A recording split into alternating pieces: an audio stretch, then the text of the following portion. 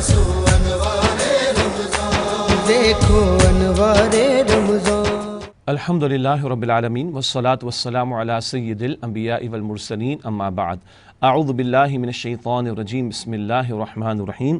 اقترب للناس حسابهم وهم فی غفلۃ معرضون، صدق اللہ العظیم۔ اللہم صلی وسلم علی نبینا محمد، رب اشرح لی صدری ویسر لی امری واحلل عقدۃ من لسانی یفقہوا قولی واجعل لی وزیرا من اہلی، آمین یا رب العالمین۔ ناظرین کرام، السلام علیکم ورحمۃ اللہ وبرکاتہ۔ قرآن حکیم کے مضامین، اس کا خلاصہ آپ کی خدمت میں پیش کیا جا رہا ہے، اور خلاصہ مضامین قرآن یہ ہمارا موضوع ہے، اور اس تعلق سے انشاءاللہ آج ہم قرآن حکیم کے پارہ نمبر 17 کے مضامین کا مطالعہ کریں گے۔ قرآن حکیم کے 17ویں پارے میں 2 صورتیں شامل ہیں، سورہ انبیاء جس کے 7 رکوع ہیں اور سورہ حج جس کے 10 رکوع ہیں۔ انشاءاللہ ان دونوں صورتوں کے مضامین کا ہم جائزہ لینے کی کوشش کریں گے۔ پہلے سورۃ الانبیاء ہے جس کو عنوان دیا گیا ہے انبیاء کرام علیہم السلام کا ذکر حسین۔ سورت کے نام سے ہی ظاہر ہے کہ اس میں کئی انبیاء کا تذکرہ عطا ہوا ہے اللہ سبحانہ وتعالیٰ کی طرف سے۔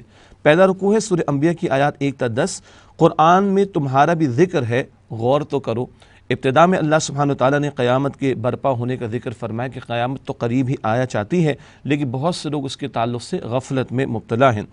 مشرکین مکہ کا ذکر ہوا جو نبی اکرم صلی اللہ علیہ وسلم پر عطا کردہ پر نازل شدہ قرآن حکیم کی مخالفت کر رہے تھے اور بے بنیاد اعتراضات آپ صلی اللہ علیہ وسلم پر لگا رہے تھے۔ بتا دیا گیا کہ پچھلی قوموں نے بھی جب ایسی مخالفت کی روش اختیار کی تو وہ تباہ اور برباد کر دیے گئے، تو یہ مشرکین بھی اللہ کی پکڑ سے بچ نہیں سکیں گے۔ آیت نمبر 10 سورہ انبیاء کی جہاں فرمایا گیا لَقَدْ أَنزَلْنَا إِلَيْكُمْ كِتَابًا فِيهِ ذِكْرُكُمْ أَفَلَا تَعْقِلُونَ، یقیناً ہم نے تمہاری طرف ایک کتاب نازل کی ہے جس میں اے لوگو تمہارا ذکر ہے، کیا تم غور نہیں کرتے؟ تو قرآن حکیم ہم تلاش کریں گے تو ہماری تصویریں بھی نظر آئیں گی۔ یہاں 3 کرداروں کا قرآن نے ذکر فرمایا، ایک وہ جو آگے بڑھ کر حق کا ساتھ دینے والے ہوں، دوسرے وہ جو حق کی کھلم کھلا مخالفت کرنے والے ہوں، اور تیسرے وہ جو منافقین ہو جو نہ ادھر کے ہوں نہ ادھر کے ہوں۔ ذرا آسان بات لگی تو آگے چل پڑے، مشکلات آئی تو پیچھے ہٹ گئے۔ یہ قرآن کریم 3 کرداروں کو جا بجا بیان کرتا ہے۔ ہم کس کردار کے حامل ہیں یہ ہمیں غور کرنا چاہیے۔ اگلا رکوع ہے رکوع نمبر 2 سورہ انبیاء کی آیات 11 تا 29۔ باطل حق کا مقابلہ نہیں کر سکتا، یہ ذکر اس رکوع میں آیا ہے۔ اول یہاں بتایا گیا کہ اللہ سبحانہ وتعالیٰ نے جب کسی قوم کے سرکشوں کو ہلاک کیا تو جب عذاب آتا تو اس سے بچنے کے لیے بھاگنے کی کوشش کرتے، لیکن عذاب سے وہ بچ نہیں پاتے، عذاب ان کو گھیر لیتا۔ پھر وہ فریادیں کرتے کہ ہاں ہم تو ظالم تھے، مگر اس وقت کی فریاد کا کوئی فائدہ نہیں ہوتا۔ بالآخر اللہ تعالیٰ ایسے سرکشوں کو ملیہ میٹ کر دیتا ہے۔ بتایا گیا یہ کائنات اللہ تعالیٰ نے بے مقصد نہیں بنائی، اللہ تعالیٰ کی ذات اس سے بہت بالا تر ہے، وہ کسی شے کو بیکار پیدا کرے، تو کائنات بھی بامقصد بنائی گئی، اور لوگوں کو بھی، مجھے اور آپ کو بھی اللہ تعالیٰ نے بامقصد بنایا ہے۔ حق و باطل کے معرکے کا تذکرہ ہے، اور بتایا گیا جب بھی اہل حق نے پامردی کا اور شجاعت کا اور بہادری کا اور استقامت کا مظاہرہ کیا تو اللہ تعالیٰ نے حق والوں کی مدد فرمائی اور باطل کو اللہ سبحانہ وتعالیٰ نے نابود کر دیا۔ حق و باطل کا معرکہ ہر دور میں سجے گا۔ جو اہل حق ان بشارات کو سن کر حق پر استقامت کا مظاہرہ کریں گے، اللہ تعالیٰ کی مدد پھر ان کے شامل حال ہوگی۔ تیسرا رکوع ہے سورہ انبیاء کی آیات 30 تا 41۔ انسان کے امتحان کی 2 صورتیں۔ اول یہاں پر بتایا گیا کہ اللہ سبحانہ وتعالیٰ نے بہت سی نعمتیں بندوں کو عطا فرمائی، اور اللہ سبحانہ وتعالیٰ کی قدرتوں کے نظاروں کا تذکرہ ہے۔ البتہ بتا دیا گیا یہ دنیا عارضی ہے، یہاں کی نعمتیں بھی عارضی ہیں، اور بالآخر ہر ایک کو موت تو آنی ہے۔ ذکر ہوا ہے کہ اللہ تعالیٰ نے یہ جو زندگی عطا فرمائی یہ امتحان کے لیے ہے، یہ بدلتے حالات اس میں امتحان ہو رہا ہے۔ کبھی انسانوں کو نعمتیں مل رہی ہیں اور اکثر مل رہی ہیں تو ان کے شکر کا امتحان ہے، اور کبھی مصائب سے ان کو گزارا جا رہا ہے تو ان کے صبر کا امتحان ہے۔ نبی اکرم صلی اللہ علیہ وسلم کی مخالفت کرنے والے اور آپ کے ساتھ استہزاء کرنے والے مشرکین کو بھیانک انجام کا ڈراوا دیا گیا ہے۔ اس کے بعد رکوع نمبر 4 سورہ انبیاء کی آیات 42 تا 50۔ رائی کے دانے کے برابر عمل کا بھی حساب ہوگا۔ بتایا گیا کہ قیامت کا دن برپا ہوگا، اللہ تعالیٰ عدل کی میزان کو قائم فرمائے گا۔ اگر کسی نے رائی کے دانے کے برابر بھی عمل کیا ہوگا وہ پیش کر دیا جائے گا۔ فرمایا گیا کہ بالکل صحیح حساب ہوگا، اللہ کی عدالت ہوگی، کسی کے ساتھ بے انصافی کا معاملہ نہیں ہوگا۔ پھر یہاں انبیاء علیہ السلام کے حسین ذکر کا آغاز کیا گیا۔ حضرت موسیٰ علیہ السلام، حضرت ہارون علیہ السلام کا تذکرہ، جن کو فرقان، حق و باطل میں فرق کر دینے والا کلام تورات عطا کی گئی، اور اسی کے ساتھ ساتھ بتایا گیا کہ متقی ہیں جو ہدایت پاتے ہیں اس سے، یعنی اللہ تعالیٰ کی کتاب سے، وہ متقی جو اللہ سے ڈرتے ہیں اور قیامت کے دن کی حاضری کا لحاظ رکھتے ہیں اور اس کا خوف ان پر طاری رہتا ہے۔ فکر آخرت نہ ہو تو بڑی سی بڑی بات بھی انسان کے سامنے آ جائے وہ اس کو ویسے ہی گزار دیتا، اس پر عمل نہیں کرتا۔ آخرت کا یقین ہو تو ایک ایک ہدایت جو رب کائنات کی طرف سے آتی ہے بندہ اس سے استفادہ کر کے عمل درآمد کر رہا ہوتا ہے۔ بتایا گیا اب قرآن حکیم کی صورت میں مبارک ذکر اللہ سبحانہ و تعالیٰ نے عطا فرمایا تاکہ اب لوگ اس سے ہدایت حاصل کریں۔ اللہ مجھے اور آپ کو ہم سب کو صراط مستقیم کی ہدایت عطا فرمائے اور قرآن سے استفادے کی مزید توفیق عطا فرمائے۔ 5واں رکوع ہے سورہ انبیاء کی آیات 51 تا 75، بت پرستوں پر اتمام حجت۔ مشہور واقعہ ہے، ابراہیم علیہ السلام نے اپنے قوم کے مقابلے میں توحید کا اعلان کیا اور قوم کوئی خوشی منانے کا موقع تھا، وہ گئی ہوئی تھی اور بت خانے میں جا کے سارے بتوں کو انہوں نے توڑ ڈالا، ایک بڑے کو چھوڑ دیا اور جو تیشہ تھا یا کلہاڑا تھا وہ اس کے کندھے پہ لٹکا دیا۔ قوم آئی، پوچھا ابراہیم تم نے ایسا کیا؟ ابراہیم علیہ السلام نے فرمایا کہ پوچھو نا ان سے، اگر یہ بولتے تو ان لوگوں سے پوچھو۔ قوم کو اپنی جو ان کی عقل کی مت ماری گئی تو اس کا احساس ہوا، کہنے لگے اے ابراہیم تم جانتے ہو یہ تو بولتے نہیں ہیں۔ ابراہیم علیہ السلام نے فرمایا کہ تف ہے تم لوگوں کے اوپر، تمہاری مت ماری گئی ہے کہ جو بولتے نہیں ہیں، جو اپنا دفاع نہیں کر سکتے، تم ان کے بارے میں خدائی کا تصور رکھتے ہو اور ان کو تم نے اللہ کی الوہیت میں شامل کر رکھا، یہ بڑا، اس سے پوچھو نا ذرا تم۔ سارے کے سارے خاموش ہو گئے اور حق کا حق ہونا واضح ہو گیا اور توحید کے دلائل اللہ سبحانہ وتعالیٰ نے بالکل واضح فرما دیے۔ قوم نے دلیل تو مانی نہیں، اس کے بعد یہ قوم طیش میں آ گئی اور وقت کے جابروں نے ابراہیم علیہ السلام کو آگ میں ڈالنے کا ارادہ کیا، آگ میں چلے گئے اور کود پڑے ابراہیم علیہ السلام اللہ پر توکل کرتے ہوئے، لیکن وہ آگ ان کے لیے گلستان بنا دی گئی۔ اس آگ کو اللہ نے اجازت نہیں دی تھی کہ وہ ابراہیم علیہ السلام کو نقصان پہنچائے۔ کیوں؟ تمام اشیاء میں تاثیر ڈالنے والا کون ہے؟ اللہ سبحانہ و تعالی، اور وہ آگ ان کے لیے ٹھنڈی کر دی گئی۔ اور پھر اللہ سبحانہ و تعالی نے ان کو ہجرت کی تعلیم دی، ہجرت کا حکم دیا، اور پھر اسحاق علیہ السلام اور ان کے بیٹے یعقوب علیہ السلام، ابراہیم علیہ السلام کے بیٹے اسحاق علیہ السلام کے بیٹے یعقوب علیہ السلام، یہ نیک اولاد جو کہ انبیاء تھے وہ ابراہیم علیہ السلام کو عطا کیے گئے، اور ان پر ایمان لانے والوں میں لوط علیہ السلام بھی تھے جو ان کے بھتیجے تھے جن کو اللہ تعالیٰ نے نبوت اور رسالت سے سرفراز فرمایا۔ یہ تمام ذکر اس مقام پر آیا ہے۔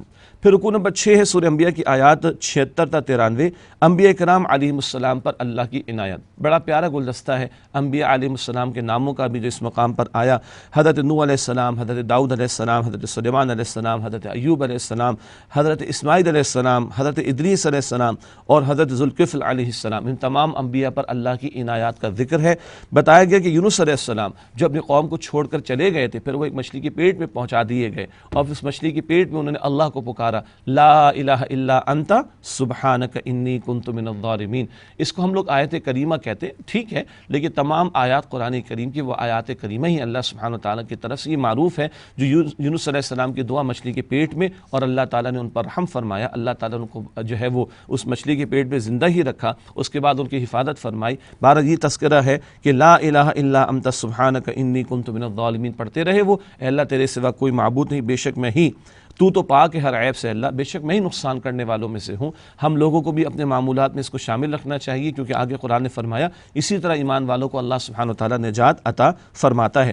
زکریا علیہ السلام کو بڑھاپے میں اللہ تعالیٰ نے معجزانہ طور پر یحییٰ علیہ السلام عطا فرمائے، یہ تذکرہ ہے۔ بی بی مریم سلام علیہا کے ہاں معجزانہ طور پر بغیر والد عیسیٰ علیہ السلام کی ولادت ہوئی، جنہیں اللہ تعالیٰ نے رہتے دنیا تک کے لیے ایک نشانی بنا دیا، ان کا تذکرہ ہے۔ تمام انبیاء کا ذکر ہوا کہ وہ سب اللہ تعالیٰ ہی کی عبادت کرتے تھے اور نیکیوں میں سبقت لے جایا کرتے تھے۔ اللہ تعالیٰ نے ان کے نقش قدم پر چلنے کی توفیق عطا فرمائے۔ پھر رکوع نمبر 7 ہے سورہ انبیاء کی آیات 94 تا 112، نبی اکرم صلی اللہ علیہ وسلم تمام جہانوں کے لیے رحمت ہے، مشہور آیت ہے جس کے تحت یہ عنوان رکھا گیا ہے۔ اخلاص کے ساتھ کی گئی ہر نیکی فرمایا گیا لکھی جا رہی ہے اور اس کا بھرپور بدلہ اللہ تعالیٰ عطا فرمائے گا۔ مشرکین کو دھمکی دی گئی کہ تم تو جہنم میں جلو گے، تمہارے جھوٹے معبود بت وغیرہ یہ بھی تمہارے ساتھ جلیں گے۔ وہاں جہنم کی آگ میں جب جلایا جائے گا، چیخیں گے، پکاریں گے، تو کوئی پکار کی فریاد رسی کا معاملہ نہیں ہوگا، جبکہ جو اللہ کے مومن بندے ہوں گے، نیک بندے ہوں گے، وہ ہر طرح کی گھبراہٹ سے محفوظ رکھے جائیں گے اور پسندیدہ نعمتوں سے وہ لطف اندوز ہوں گے۔ اللہ تعالیٰ ان کو جنت میں مقام عطا فرمائے گا۔ اللہ کے پیارے نبی صلی اللہ علیہ وسلم کے ذریعے یہ بھی بتایا گیا کہ زمین کے وارث تو اللہ کے نیک بندے ہی بنائے جائیں گے، دنیا میں بھی اللہ ایمان والوں کو اہل حق کو اقتدار عطا فرماتا اور فرمائے گا، البتہ اصل وراثت کہاں کی ہے؟ وہ آخرت کی جنت کی ہے۔ اللہ ہم سب کو عطا فرمائے۔ ارشاد ہوا وما ارسلناک الا رحمۃ للعالمین، اے نبی ہم نے آپ کو تمام جہانوں کے لیے رحمت بنا کر بھیجا، اور آپ کی رحمت کا ایک بہت بڑا مظہر کیا ہے؟ جو عادلانہ نظام آپ دنیا کو دے کر گئے، جس میں غلاموں کو جو ہے وہ بندوں کی غلامی سے نکال کر رب کی غلامی میں لایا گیا، بندوں کو بندوں کی غلامی سے نکال کر رب کی غلامی میں لایا گیا۔ عدل کا نظام جو حضور عطا کر گئے، یہ آپ کی رحمت کا بہت بڑا مظہر ہے۔ آج اس رحمت کے عادلانہ نظام کے نفاذ کی جد و جہد کر کے انسانیت کو ظلم و ستم سے نجات دلانا اور رحمت الہی کی طرف وہ متوجہ ہو جائیں، یہ امت مسلمہ کے کاندھوں پر ذمہ داری ہے۔ اللہ ہمیں اس کی توفیق عطا فرمائے۔ اس سورت کے آخر میں اللہ معبود برحق ہی کی عبادت کی تلقین کی گئی ہے۔ اس کے بعد سورۃ الحج ہے، اور اس مقام پر سورہ حج میں ہم پڑھیں گے کہ اللہ سبحانہ وتعالیٰ نے مکی دور کے مضامین بھی عطا فرمائے، مدنی دور کے مضامین بھی عطا فرمائے ہیں۔ باطل تصورات کی زوردار نفی، یہ اس سورہ مبارکہ کے عنوانات کا ایک عنوان رکھا گیا۔ پہلا رکوع ہے سورہ حج کی آیات 1 تا 10، اللہ تعالیٰ کی عظیم قدرتوں کا بیان۔ یہاں پر تذکرہ ہے کہ سب سے پہلے ذکر ہوا کہ قیامت تو واقع ہو کر رہے گی، اور اس دن کیا ہوگا، دودھ پلانے والی اپنے دودھ پیتے بچوں کو چھوڑ دیں گی، اور حمل والی اپنے حمل کو گرا دیں گی۔ اتنی ہولناک کیفیت ہوگی جب قیامت برپا ہوگی۔ اللہ تعالیٰ اس کیفیت سے ہم سب کی حفاظت فرمائے۔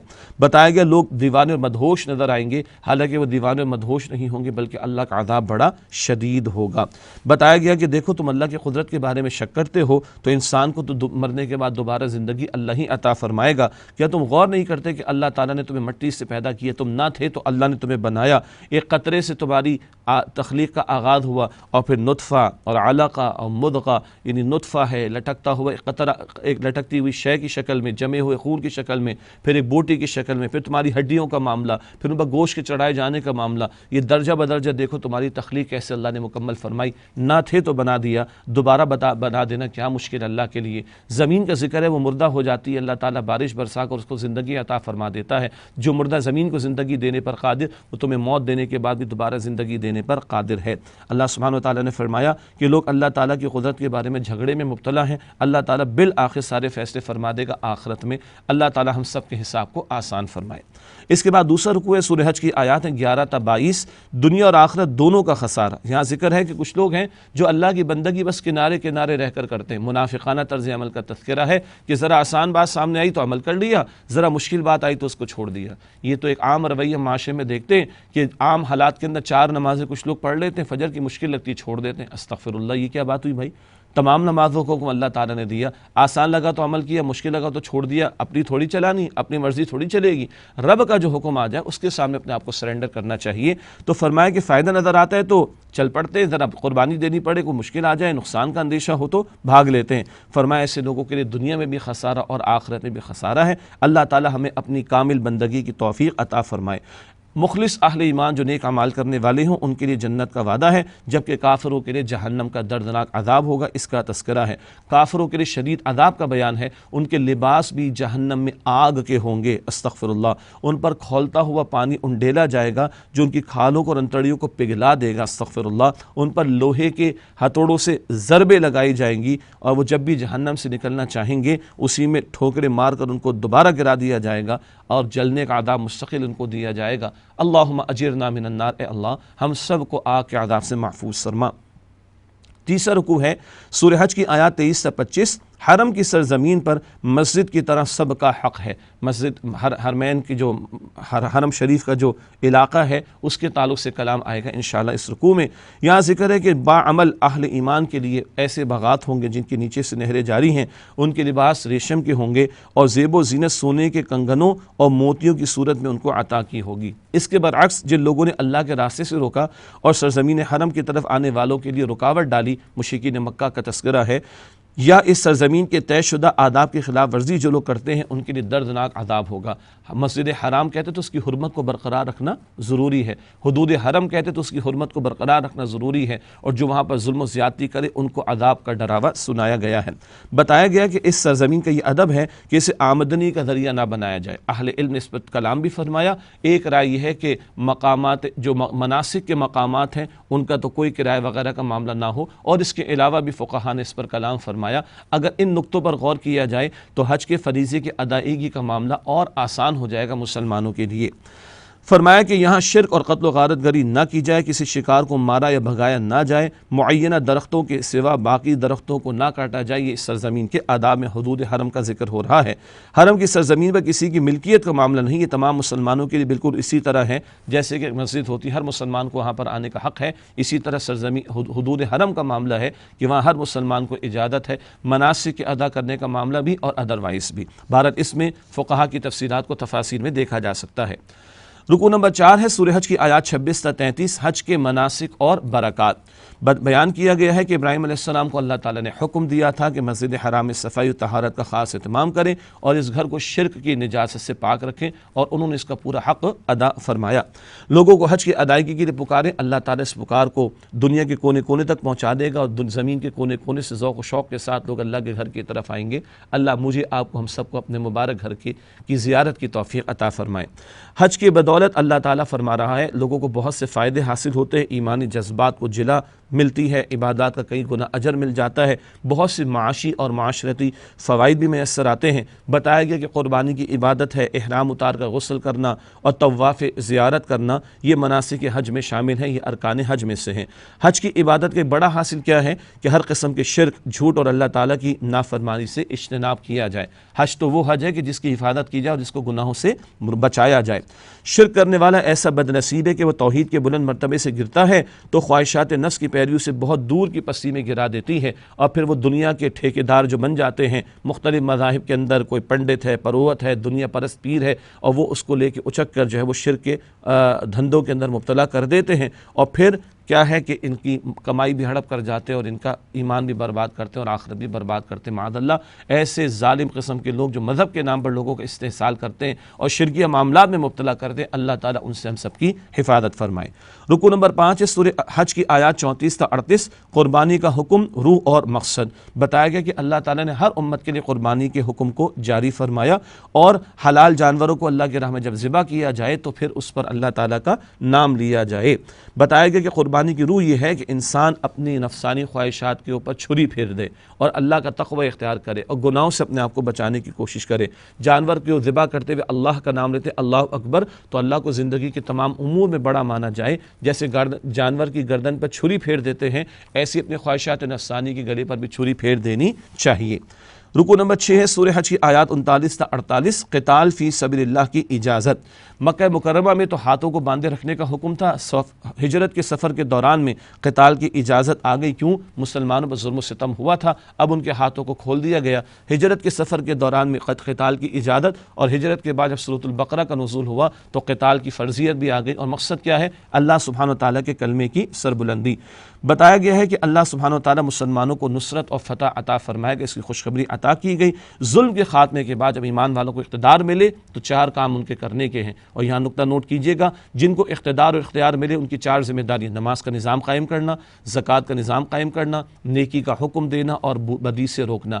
آخر میں بتایا سارے معاملات اللہ کی طرف لوٹیں گے۔ جو آج اختیار والے ہیں اور ان فرائض کو انجام نہیں دے رہے، کل اللہ تعالیٰ کے ان کو جواب دینا ہوگا۔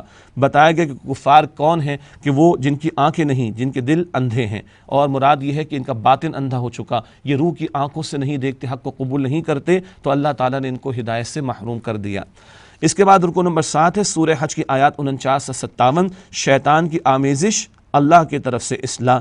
یہاں ایک اہم نقطہ بیان ہوا ہے کہ ہر پیغمبر کی تمنا ہوتی ہے کہ اللہ سبحانہ وتعالیٰ کے دین کے احکامات کا نفاذ ہو۔ ہر پیغمبر چاہتے ہیں کہ لوگ حق کو قبول کریں، لیکن جب انبیاء علیہ السلام بھی اسٹرگل کرتے، محنت کرتے، تو شیطان معاذ اللہ اس محنت کے اندر کچھ روڑے اٹکانے کی کوشش کرتا ہے اور اہل باطل کے دلوں کے اندر وسوسے ڈالتا ہے، لیکن اللہ اپنے فضل سے اہل باطل کی تو باتوں کو ناکام کرتا ہے، اور جو اہل حق ہوتے ہیں، جن کے دل میں سچی طلب تڑپ ہوتی ہے، اللہ ان کی حفاظت فرماتا ہے، اور جو انبیاء چاہتے ہیں کہ لوگ دعوت حق قبول کریں، وہ دعوت حق قبول کرنے کا معاملہ جاری رہتا ہے۔ کن لوگوں کے لیے؟ کہ جن کے باطن کے اندر سچی طلب اور تڑپ ہو ہدایت کے لیے، اور جن کے باطن میں دنیا پرستی کی محبت ہے، وہ آخرت کے لیے فکر مند نہیں، شیطان ان پر حملہ کر لیتا ہے اور یہ لوگ حق کی قبولیت سے محروم کر دیے جاتے ہیں۔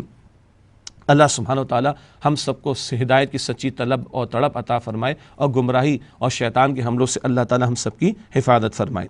اس کے بعد یہ بھی بتا دیا گیا کہ اگر زمین کے ایک حصے کے لوگ اگر حق کا انکار کر رہے ہیں تو اللہ تعالیٰ کسی اور حصے والوں کو جو ہے وہ توفیق عطا فرما دے گا۔ کبھی طائف والوں نے قبول نہیں کیا اور مکے والوں نے بھی انکار کیا، اللہ نے یثرب والوں کو قبولیت حق کی توفیق عطا فرما دی اور پھر وہ انصار مدینہ بنے۔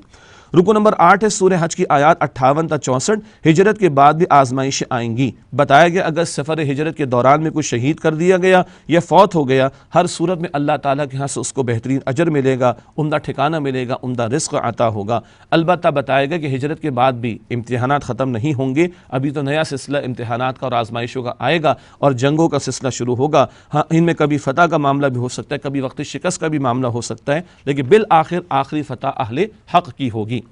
پھر رکو نمبر 9 ہے سورہ حج کی آیات 65 تا 72۔ اللہ تعالیٰ کے احسانات بندوں کی ناشکری۔ اللہ تعالیٰ نے بہت سے انعامات یہاں پر گنوائے، سمندروں میں رواں دواں کشتیاں انسانوں کے فائدے کے لیے، آسمان جیسی مضبوط چھت اللہ نے بنائی، اسی طرح تمام انسانوں کو اللہ نے پیدا کیا، اللہ ہی ان کو زندہ رکھے ہوئے ہے، مگر بہت سے لوگ اللہ تعالیٰ کی نعمتوں سے فائدہ اٹھانے کے باوجود ناشکری کرتے ہیں معاذ اللہ، اور اس کے احکام کی نافرمانی کرتے ہیں۔ اور بعض تو ایسے ہیں کہ جب ان کے سامنے اللہ کا کلام پیش کیا جاتا ہے تو وہ مشتعل ہو جاتے ہیں اور ایمان والوں، قرآن کی تلاوت کرنے والوں پر جو ہے وہ حملہ آور ہونے لگتے ہیں۔ بتایا گیا کہ جن کو آج یہ بات ناگوار لگ رہی کہ حق بیان ہو رہا ہے، کل ان کو اس سے بڑی ناگوار بات جہنم کی آگ میں ڈالا جائے گا۔ آخر رکوع ہے سورہ حج کی آیات 73 تا 78۔ دعوت ایمان اور دعوت عمل۔ یہاں پر اللہ کی توحید کو قبول کرنے کی دعوت دی گئی۔ شرک کرنے والوں کو بتایا کہ تمہارے جھوٹے معبود مکھی بھی پیدا نہیں کر سکتے، مکھی کو چھین کر لے جائے تو بیچارے چھڑا بھی نہیں سکتے، تم بھی اتنے کمزور، تمہارے جھوٹے معبود بھی اتنے کمزور۔ اللہ ہر ایک کے ہر عمل کو جانتا ہے، قیامت کے تعلق سے اشارہ کر دیا گیا۔ پھر حکم دیا گیا کہ نماز ادا کرو، پورے شوق کے ساتھ پوری زندگی میں اللہ کی بندگی کرو اور بھلائی کے خیر کے کام کرو۔ اس امت کے بارے میں بتایا گیا، اس امت محمدیہ کو صلی اللہ علیہ وسلم اللہ نے چن لیا اور اللہ کے کلمے کی دعوت دینا اور شہادت علی الناس کا فریضہ انجام دینا اس امت کی ذمہ داری ہے، اور اس کے لیے حق، جس طرح کا حق ہے جہاد کرنے کا، ویسا جہاد اللہ کے دین کی سربلندی کے لیے کیا جائے اور اس سارے کام میں اللہ تعالیٰ پر بھروسہ رکھا جائے کہ وہی بہترین مولا پشپنا اور وہی بہترین مددگار اہل ایمان کے لیے امت کی یہ ذمہ داری بیان کر کے اس سورت کی تکمیل ہوئی۔ اللہ تعالیٰ ہمیں قرآن حکیم سے مزید محبت عطا فرمائے اور اس کے تقاضوں پر عمل کی توفیق عطا فرمائے۔ وآخر دعوانا ان الحمد للہ رب العالمین، والسلام علیکم ورحمۃ اللہ وبرکاتہ۔